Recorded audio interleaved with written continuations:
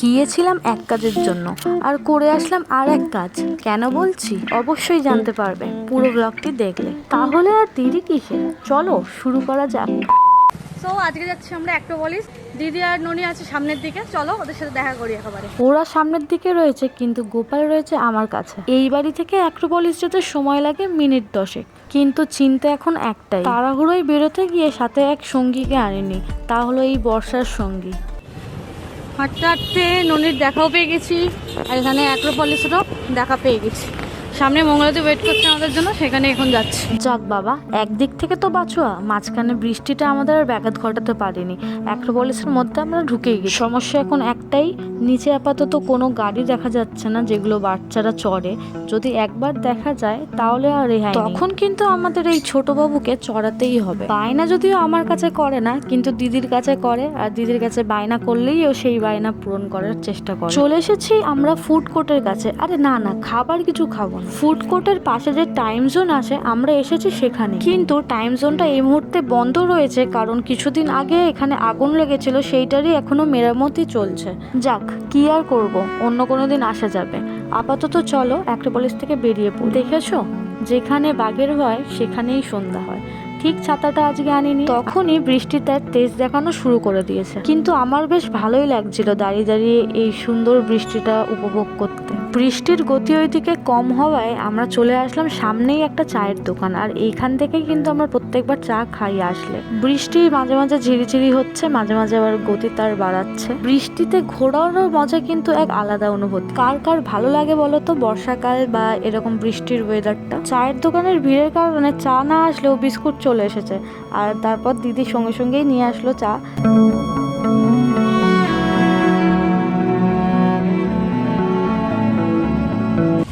বাইরে বিদ্যুৎ চমকাচ্ছে আর সেই পরিমাণে বৃষ্টিও হচ্ছে, আর আমরা এদিকে চা খাচ্ছি বৃষ্টির মধ্যে বসে বসে। কত শখ আমাদের। মঙ্গলা থেকে বললাম কিছুক্ষণ থাকতে, কিন্তু সে বেচারি কাজ থেকে এসেছে, সেও ক্লান্ত, তাই সে বাড়ির দিকে যাচ্ছে। এখন অটো ধরবে বলে রাস্তার ওপারে গিয়ে ওয়েট করছে। আমরাও রাস্তা পার করে চলে আসলাম কসবা নিউ মার্কেট, আর বৃষ্টি কিন্তু এখন একদমই হচ্ছে না। আমার একটা জুতো কেনার আছে, সেই জুতো কিনবো আর একটা ব্যাগ নেবার আছে।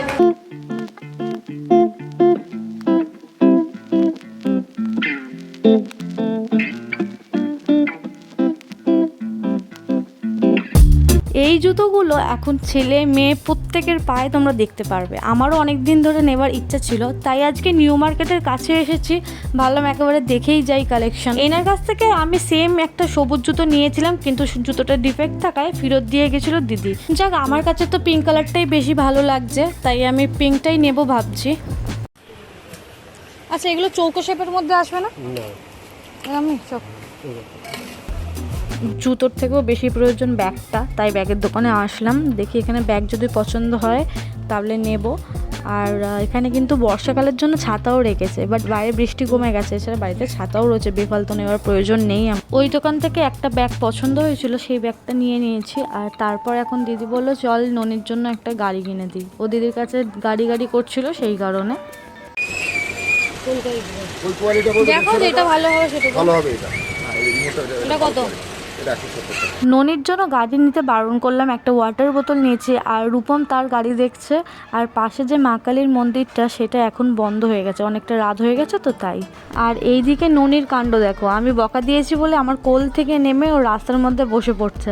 তারপরে আমার কোলে উঠছে না, দিদি নিচ্ছে তারও কোলে উঠছে না, রাগ দেখিয়ে দাঁড়িয়ে রয়েছে।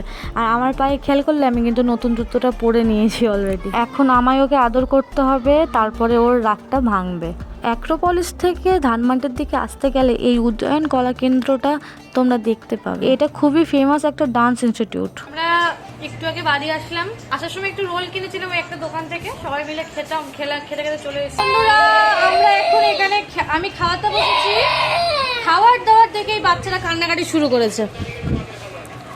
আজকে আর একটা কাণ্ড হয়েছে। আজকে এ তো বসে বেশি চুল কাটতে দেয় না, আর আমি ওকে ট্রিমার দিয়ে চুল কেটে দিই। চুল একদিকে কাটা হয়েছে আর একদিকে ওর চুলটা এখনো বাকি রয়েছে, সেটা কাটা হয়নি। আর এই দেখো ওর মাথাটা কিরম লাগছে সাইড থেকে। বাদ বাকিটা পরে কমপ্লিট করে দেবো যদি আমি কেটে, কিন্তু অ্যাক্রোপলিসে এখন ও এইভাবেই ঘুরে আসে। যাই হোক, সকলে সুস্থ থেকো, ভালো থেকো। আমি আপাতত এই লেজ কাটা বান্দরটাকে সামলাই।